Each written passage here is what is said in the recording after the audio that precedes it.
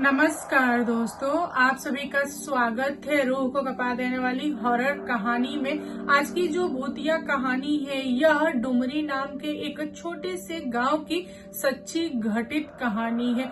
इस गांव में भाग्यश्री नाम की एक लड़की थी। उसका जो नाम था भाग्यश्री, उसके माता पिता ने बड़े ही चाव से प्यार से रखा था। रीजन बस यही था कि उसके 6 भाई थे और 7वें नंबर पर यह पैदा हुई थी। उसके घर वाले चाहते थे कि लड़की हो और गांव में ऐसा माना जाता है कि जो लड़की 7वें नंबर पे होती है, यानी 6 भाई के बाद एक लड़की होती है, बहन होती है, वह लड़की घर वालों को राज रचाती है, यानी कि बहुत ज्यादा धन वगैरह होता है उसके जन्म से।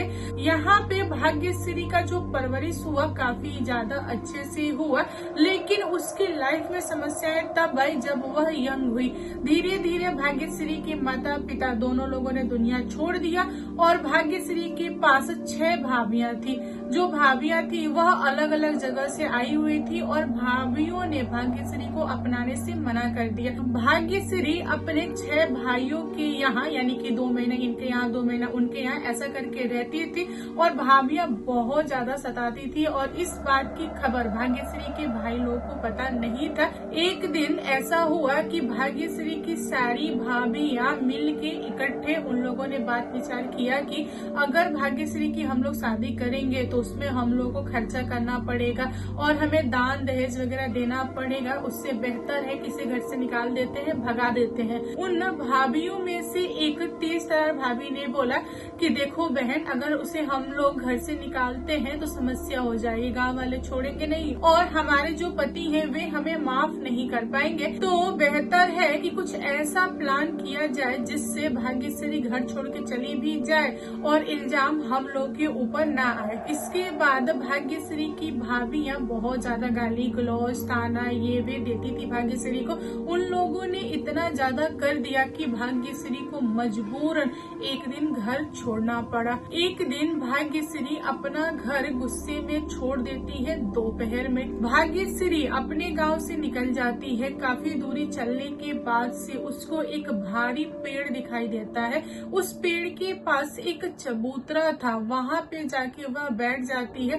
उसके पास कुछ भी नहीं था, ना खाने के लिए था ना पानी था, इसीलिए वह चुपचाप वहाँ पे बैठ के रो रही थी। वहीं पे बगल के खेत में संजय नाम का एक लड़का था जो काम कर रहा था। उसकी नजर भाग्यश्री के ऊपर पड़ती है तो वह आता है भाग्यश्री के पास और पूछता है कि तुम कहाँ की रहने वाली हो और यहाँ पे क्या कर रही हो। पहले भाग्यश्री थोड़ी सी घबराई, डरी, लेकिन संजय ने प्यार से इस चीज को संभाला। फिर भाग्यश्री ने अपनी सारी दुखड़ा उस इंसान को बता दी। यहाँ संजय ने भाग्यश्री को सहारा दिया, उसने भाग्यश्री को खिलाया पिलाया। उसके बाद वह अपने बगीचा वाले रूम पे भाग्यश्री को ले जाता है, वहाँ पे भाग्यश्री को रखता है। संजय भाग्यश्री को बताता है कि देखो भाग्यश्री, मेरा जो घर है वह दूसरे गांव में है और जो मेरा खेत है वह दूरी पे है और मैं किसान हूँ, किसानी करने आता हूँ। कभी कभी मुझे रहने के लिए जरूरत पड़ जाती है खेत में, इसीलिए मैंने छोटा सा 2 कमरा बनाया हुआ है, मैं यहीं पे रहता हूँ कभी कभार। तो एक काम करो, आज से तुम यहीं पे रहो, तुमको कोई भी रोकने टोकने वाला नहीं है। दिन में तो मैं यहीं रहूंगा, लेकिन रात में जब मैं घर जाऊंगा तो बाहर से ताला बंद करके चला जाऊंगा ताकि किसी को पता न चले कि तुम अंदर हो। भाग्यश्री के पास कोई ऑप्शन नहीं था, इसीलिए उसने हाँ बोल दिया। उस दिन के बाद से संजय घर से एक्स्ट्रा खाना लाने लगा, भाग्यश्री के लिए भी उसे खिलाने लगा और इन दोनों के बीच में दोस्ती हो गई। हर रोज सुबह से लेके इवनिंग तक भाग्यश्री के साथ संजय रहता था। उसके बाद ताला बंद करके वह अपने घर रिटर्न हो जाता था। धीरे धीरे भाग्यश्री को संजय से प्यार हो गया। संजय जो था वह भी धीरे धीरे भाग्यश्री के प्यार में पड़ गया। इन दोनों ने फैसला किया कि ये लोग लिविंग में रहेंगे बट किसी को बताएंगे नहीं। यहाँ पे भाग्यश्री सपने देखने लगी शादी का और भाग्यश्री ने संजय से बोला कि हम लोग शादी कब करेंगे। संजय ने इस बात को टाल दिया। उसके पास कोई जवाब नहीं था क्योंकि संजय शादी नहीं कर सकता था। संजय पहले से ही शादीशुदा था, उसके 2 बच्चे थे, इसीलिए संजय चुप हो गया इस बात पे और उसने जवाब दिया कि करेंगे, बहुत जल्द करेंगे। भाग्यश्री को संजय के साथ रहते पूरे 6 महीने हो चुके थे और यहाँ पे भाग्यश्री प्रेग्नेंट हो गई थी। संजय को यह बात पता नहीं थी, भाग्यश्री ने इस चीज को छुपा के रखा था, लेकिन धीरे धीरे पेट बाहर आने लगा और संजय ने सवाल किया। फिर डरते डरते भाग्यश्री ने बताया कि हाँ मैं प्रेग्नेंट हूँ, वो भी पूरे 5 महीने का।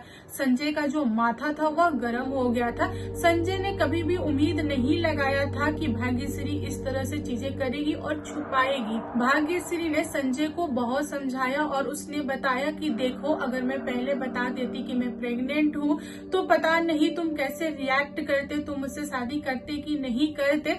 मैंने सिर्फ तुमको पाने के लिए बच्चा करने का सोचा है कि बच्चा हो जाएगा तो तुम्हारे पास कोई ऑप्शन नहीं रहेगा, मुझे अपना लोगे, बस यही कारण है, इसलिए मैंने नहीं बताया। भाग्यश्री ने संजय को बोला कि देखो तुमको पता चल गया है, एक काम करो, अपने माता पिता को बताओ, जब उनको पता चलेगा कि वह दादा दादी बनने वाले हैं तो मुझे अपना लेंगे, हमारे लिए अच्छा है, रास्ता खुल गया है।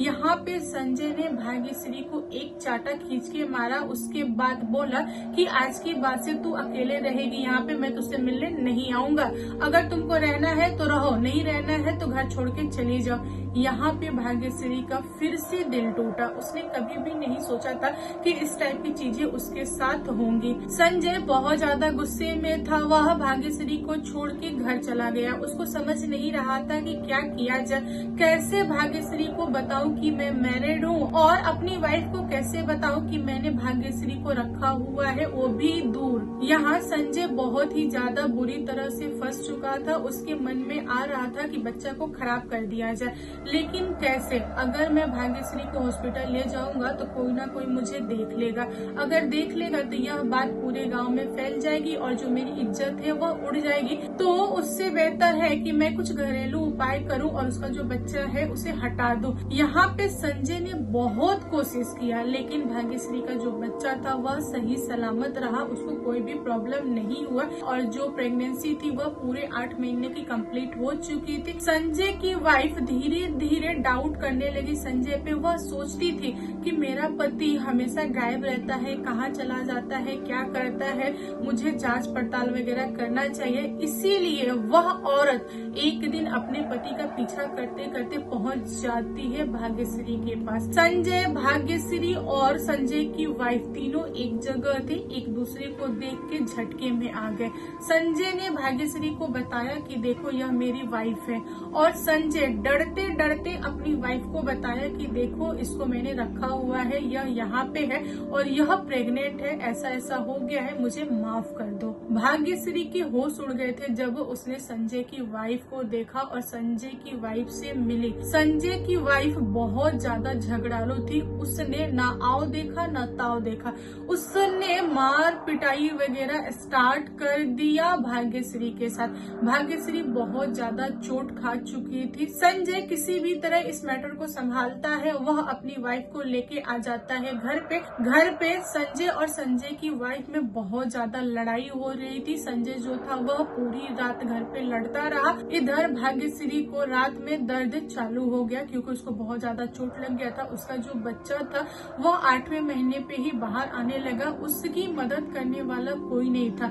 वह दर्द की मारी चिल्ला रही थी कि कोई तो बचाओ, कोई तो निकालो, मुझे हॉस्पिटल लेके चलो, लेकिन दूर दूर तक कोई नहीं था। वह औरत बहुत ज्यादा दर्द बर्दाश्त की। उसके बाद उसने एक बच्चे को जन्म दिया। जो बच्चा था वह लड़का था। भाग्यश्री अपने बच्चे को देखी और देखते से ही वह दुनिया छोड़ दी। संजय और संजय की वाइफ में 2 दिन से लड़ाई चल रहा था। संजय जो था वह बहुत ज्यादा गुस्से में था। उसने सोचा कि आज भाग्यश्री को मैं छोड़ूंगा नहीं। जब से वह लड़की आई है मेरी जिंदगी में तब से मेरी जिंदगी तबाह हो गई है, तो आज मैं उसे सबक सिखाऊंगा। यही सोच के 2 दिन बाद जब संजय पहुंचा भाग्यश्री के पास तो उसने देखा कि भाग्यश्री अब इस दुनिया में नहीं नहीं है और एक बच्चा है जो बहुत ज्यादा काय काय किया जा रहा है। यहाँ पे संजय का दिमाग उड़ चुका था। संजय को फॉलो करते करते संजय की वाइफ पीछे से आ गई। वह भाग्यश्री से और लड़ना चाह रही थी।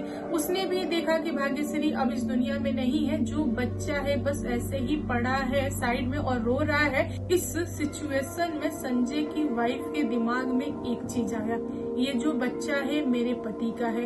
अगर गांव वाले जान जाएंगे तो मजबूरी हो जाएगा, मुझे पालना होगा और यह पटीदार है मेरे बेटे का, तो मैं इसे क्यों पालूं? क्यों ना मैं इससे दुनिया से हटा दूं। वह दौड़ के गई बच्चा को पकड़ने के लिए। यहाँ संजय को उस बच्चे पे मोह आ गया। उसने अपनी वाइफ को रोका और बोला कि देखो ऐसा मत करो, बहुत ही गलत चीज है। माना कि हम दोनों के बीच में ऐसी सी चीजें थी, लेकिन यह बच्चा है, इसे छोड़ दो। लेकिन संजय की वाइफ ने संजय की बात नहीं सुनी। उसने बोला कि ठीक है, मैं अपने हाथों से नहीं कर सकती तो क्या हुआ, इसको उठा के मैं दूर फेंक देती हूँ। उसने ऐसा सोचा और अपने पति को झटकते हुए उस बच्चे को उठाई और बहुत ही ज्यादा दूर ले जाके एक खेत में छोड़ आई। उसका मकसद था कि जंगली जानवर उस बच्चे को ले जाए। इसके बाद संजय और संजय की वाइफ घर पे आ गई। ये एक दूसरे से बात नहीं कर रहे थे। यहाँ पे संजय का जो मूड था वह ऑफ था, वह शांत हो गया था। वह बच्चा खेत में काई काई कर रहा था और खेत में एक औरत घास काट रही थी थोड़ी दूरी पे। उसने आवाज सुना तो वह आवाज को फॉलो करते करते पहुंची तो उसने पाया कि एक बच्चा है जो बहुत ही ज्यादा तड़प रहा है भूख से और उसके शरीर में छोटे छोटे कीड़े लग गए हैं। उस औरत को उस बच्चे पे तरस आ गया। वह बच्चे को उठाई और अपने घर लेके आई, दूध वगैरह पिलाई। इसके बाद यह बात पूरे गांव में फैल गई कि एक बच्चा मिला है खेत से जो कि बहुत ही छोटा है। ऐसा लग रहा है कि वह हाल फिलहाल का जन्म लिया है। और यह बात घूमते घूमते गांव के प्रधान के यहाँ पहुंच जाती है।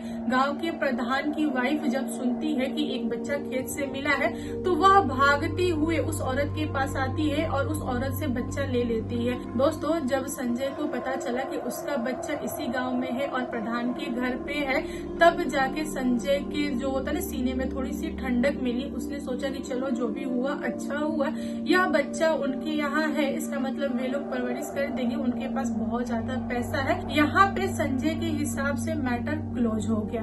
लेकिन संजय की जो वाइफ थी ना, वह अपने पति को ताना देना बंद नहीं की थी। प्रधान की वाइफ बच्चे की परवरिश काफी अच्छे से कर रही थी, फिर भी बच्चा कभी शांत नहीं होता था।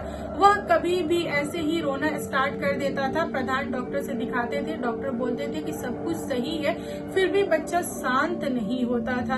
प्रधान की वाइफ बहुत ज्यादा टेंशन में रहती थी उस बच्चे को लेके। प्रधान की वाइफ को थोड़ा सा शंका था उस बच्चे को लेके। उनको ऐसा लग रहा था कि जो उनका बच्चा है वह ऊपरवार को देख के मुस्कुरा रहा है, यानी कि किसी चीज को देख के मुस्कुरा रहा है। इसीलिए उन्होंने एक तांत्रिक को बुलाया। घर पे तांत्रिक आया और उसने बच्चे को देखा। उसके बाद उसने खुलासा किया कि हाँ, यह बच्चा अपनी माँ को देख के मुस्कुरा रहा है। इसकी जो माँ है वह आत्मा है और वह कभी कभार मिलने आती है बच्चे से, इसीलिए बच्चा उनको देख के मुस्कुराता है। जब वह नहीं रहती है तो यह बहुत ज्यादा रोता है। इस बच्चे के ऊपर उस आत्मा का साया है।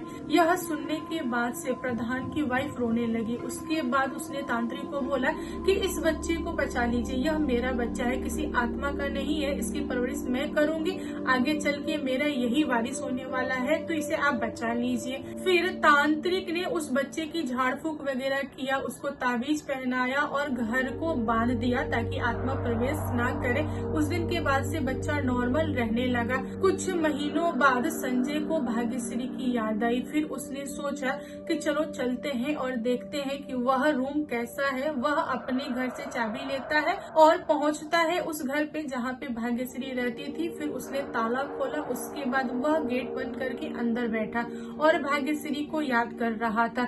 यहाँ संजय के सामने एक परछाई आके खड़ी हो गई। संजय डर गया। संजय परछाई को देखते से ही समझ गया कि वह परछाई किसी और की नहीं, भाग्यश्री की है। वह डरते हुए चिल्लाते हुए पूछा कि अरे भाग्यश्री, तुम कहाँ से आ गई? तुम क्या हो? तुम क्या चाहती हो? प्लीज मुझे मत मारना, मुझे छोड़ देना। मुझे पता है जो लोग दुनिया छोड़ते हैं वो भी बच्चा को जन्म देते टाइम उनकी जो रूह होती है बहुत ज्यादा खतरनाक होती है। मैंने तुम्हारे साथ बुरा किया है, मैंने तुम्हें न्याय नहीं दिलाया, मुझे माफ कर दो। संजय पहले से ही समझ चुका था कि भाग्यश्री लौटी है सिर्फ और सिर्फ उससे बदला लेने के लिए, इसीलिए वह पहले से ही भाग्यश्री से माफी मांगने लगा। फिर भी भाग्यश्री को उसके ऊपर तरस नहीं आया। भाग्यश्री ने उसे उठा के पटका, उसके बाद उसकी बहुत ही ज्यादा बुरी हालत किया, उसके बाद उसको टांग दिया। कुछ समय बीत जाने के बाद से संजय की वाइफ को लगता है कि संजय घर पे नहीं है और ना ही गांव में है। फिर वह शंका करती है कि संजय फिर कहीं ना कहीं गया होगा किसी न किसी लड़की के चक्कर में, तो क्यों ना मैं चलूं उस घर पे और चल के चेक करूं। जब संजय की वाइफ आती है घर पे तो उसने पाया कि संजय अब इस दुनिया में नहीं है, उसने खुद को लटकाया हुआ है। यहाँ पे संजय की वाइफ चिल्ला चिल्ला के रोने लगी और गांव वालों को इकट्ठा की। गांव वालों ने संजय को उतारा, उसके बाद संजय का अंतिम संस्कार वगैरह हुआ। संजय का क्रियाक्रम खत्म होने के बाद से संजय की वाइफ को परछाई दिखाई देने लगी। वह परछाई संजय की वाइफ को बहुत ज्यादा डराती थी, उनका जो हालत था बहुत ज्यादा खराब था।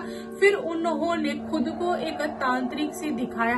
तांत्रिक ने बताया कि आपके पीछे एक आत्मा पड़ी हुई है, वह बदला लेना चाहती है। संजय की वाइफ ने खुद से सारी चीजें स्वीकारा और तांत्रिक को बताया कि देखिए बाबा, वो जो आत्मा है वह भाग्यश्री की आत्मा है, मैं उसे जानती हूँ, वह मुझे परेशान कर रही है, वही मुझे मारना चाहती है, आप मुझे बचा लीजिए। तांत्रिक ने संजय की वाइफ को शांत किया और उसने पूछा कि क्या क्या हुआ है, तुम मुझे बताओ, अगर कोई समस्या है तो तुम मुझे बताओगी तभी तो मैं हल निकालूंगा। संजय की वाइफ ने तांत्रिक को सारा चीज बता दिया। उसने बताया कि बाबा, मेरे पति का चक्कर था एक लड़की के साथ, वह लड़की प्रेग्नेंट हो गई और उसकी डिलीवरी के समय पे उसका प्राण निकल गया, वही आत्मा हो गई और वही मेरे पीछे पड़ी है। तब जाके उस तांत्रिक को सारा माजरा समझ में आया और फिर तांत्रिक ने आत्मा को कंट्रोल किया और अपने साथ उस आत्मा को लेके चला गया। उस दिन के बाद से संजय की फैमिली जो थी वह सही सलामत रही, उसके ऊपर कोई प्रॉब्लम नहीं आया